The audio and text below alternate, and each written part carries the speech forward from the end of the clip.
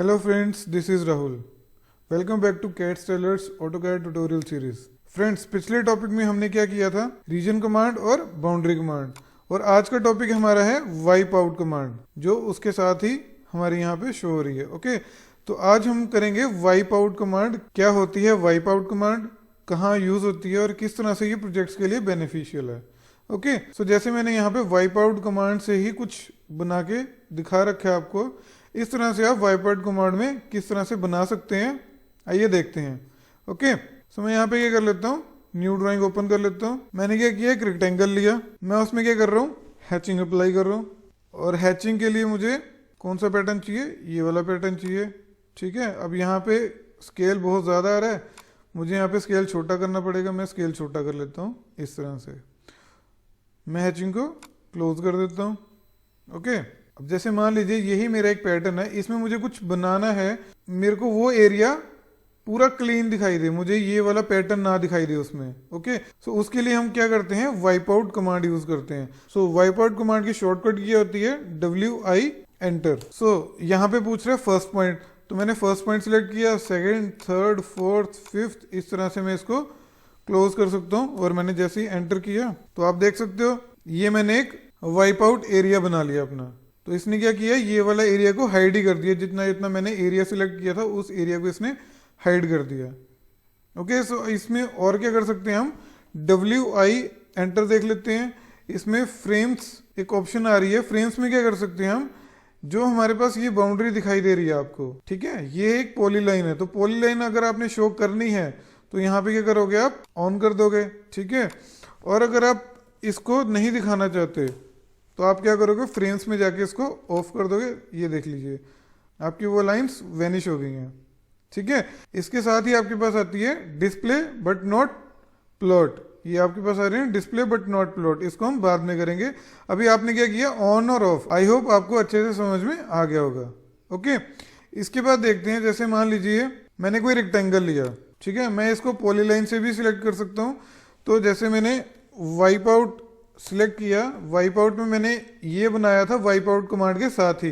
अब जैसे मैंने यहाँ पे पहले से ही एक रेक्टेंगल बना रखा है, ठीक है, तो मैं उसको किस तरह से वाइप आउट कर सकता हूँ, मैं यहाँ से वाइप आउट कर सकता हूँ पॉलीलाइन कमांड सिलेक्ट करके। तो जैसे मैंने पॉलीलाइन सिलेक्ट किया, यहाँ से मैंने पॉलीलाइन सिलेक्ट करना है और पूछ रहा है इरेज पॉलीलाइन, मुझे चाहिए नो, मैंने नहीं उसको इरेज करना। तो आप देख सकते हो ये भी वाइप आउट हो गया। ओके, इसके साथ हम क्या कर सकते हैं, WI एंटर। ठीक है, तो इसमें सेम वही फ्रेम्स के साथ मैं इसको ऑन ऑफ कर सकता हूँ। मैं इसको ऑफ कर दूंगा तो आप देख सकते हो ये वाली जो पॉलीलाइन है मेरी ऑफ हो जाएगी। ओके, अब इसके साथ ही अगर मैं इसको ऑन करूंगा तो आपको यहाँ पे आपको डिस्प्ले होने लग जाएगी आपकी, ये देखिए पॉलीलाइन आपको डिस्प्ले हो रही है।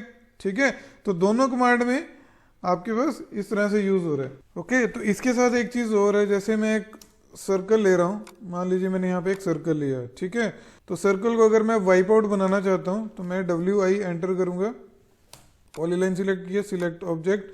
अब ये क्या बोल रहे हैं, select a closed polyline. It means वो कहीं ना कहीं कोई ना कोई एज मांग रहा है मुझसे, क्योंकि सर्कल के अंदर कोई भी एज नहीं है, तो वो मुझसे एज मांग रहा है, चाहे वो छोटी सी एज क्यों ना हो। ठीक है, तो सर्कल को पॉलीलाइन बनाने के लिए मुझे क्या करना पड़ेगा, मैं पॉलीगन ही ले लेता हूँ। मैंने पॉलीगन लिया तो मिनिमम साइड्स मेरे पास कितनी होती है, 3 होती है, और मैक्सिमम साइड्स कितनी ले सकता हूँ मैं, 1024। तो आप देख सकते हो ये एक सर्कल की तरह ही बना है। ठीक है, तो जैसे ही मैं इसमें वाइप आउट कमांड अप्लाई करूंगा तो पॉलीगन से मैंने इसको सिलेक्ट किया और यहाँ पे इसने पिक कर लिया वो सर्कल। ठीक है, तो यहाँ पे इरेज पॉलीलाइन मांग रहा है, मैंने एंटर कर दिया नो। तो इस तरह से आप सर्कल को भी पॉलीलाइन में कन्वर्ट करके वाइप आउट कमांड क्रिएट कर सकते हो। ओके, सो ये बड़ी यूजफुल कमांड है।